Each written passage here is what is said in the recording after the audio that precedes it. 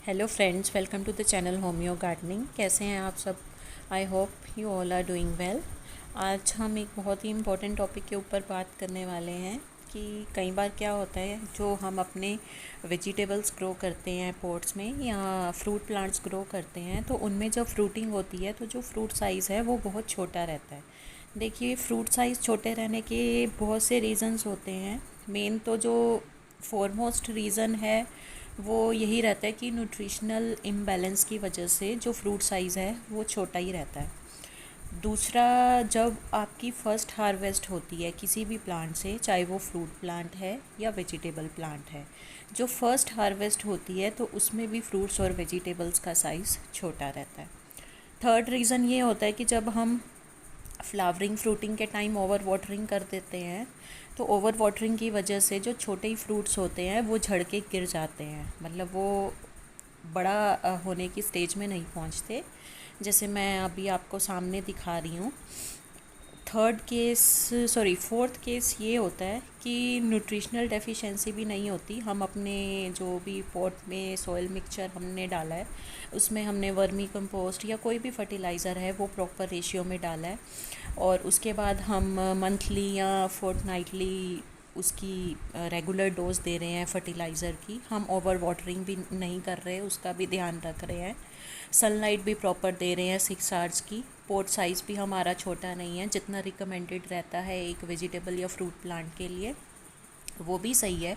और first harvest के बाद सेकंड थर्ड हार्वेस्ट में भी जो फ्रूट साइज़ अगर छोटा रहता है तो उसको कैसे ठीक किया जाए।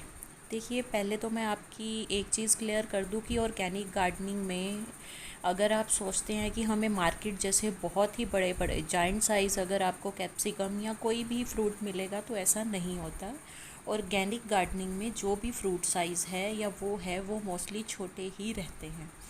और दूसरी बात है कि अगर आपको लग रहा है कि कोई लूप होल नहीं है, सब कुछ हम प्रॉपर दे रहे हैं, सनलाइट, फर्टिलाइज़र, पॉट साइज़, और उसके बाद भी जो एक हमारा रिक्वायर्ड साइज़ पे नहीं पहुंचती वेजिटेबल्स, तो उसके लिए आप एक सिंपल सी ट्रिक कर सकते हैं।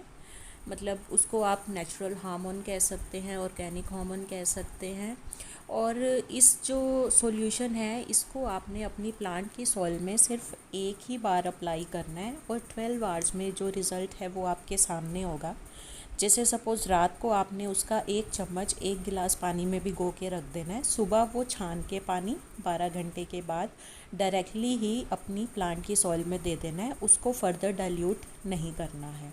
ये ट्रिक आपको सिर्फ एक बार फॉलो करनी है हार्वेस्ट के टाइम, और 12 घंटे से ज़्यादा उस इंग्रेडिएंट को पानी में भिगो के नहीं रखना।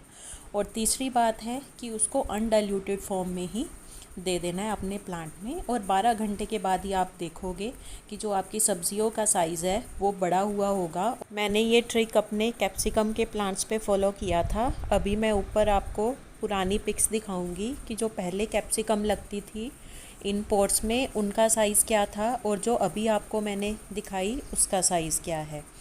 तो ये इतना एक पावरफुल इंग्रेडिएंट है, आप एक बार इसे ज़रूर ट्राई कीजिए और you will definitely feel the difference. और सबसे बड़ी बात है कि ये हमारे किचन में हर एक के किचन में इजीली अवेलेबल है। कोई इसको हमें मार्केट से स्पेशली परचेज़ करने की ज़रूरत नहीं है।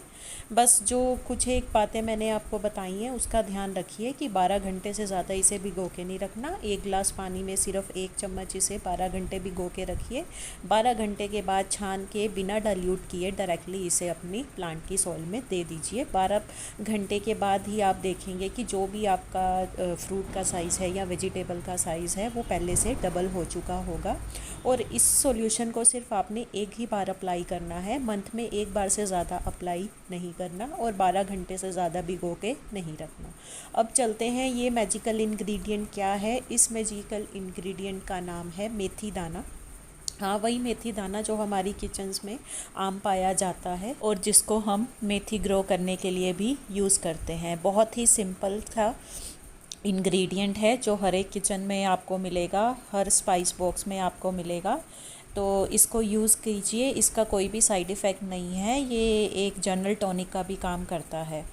तो आज का वीडियो यहीं तक है। अगर आपको पसंद आया हो तो मेरे चैनल को सब्सक्राइब कीजिए, लाइक कीजिए और वीडियोस को शेयर कीजिए। थैंक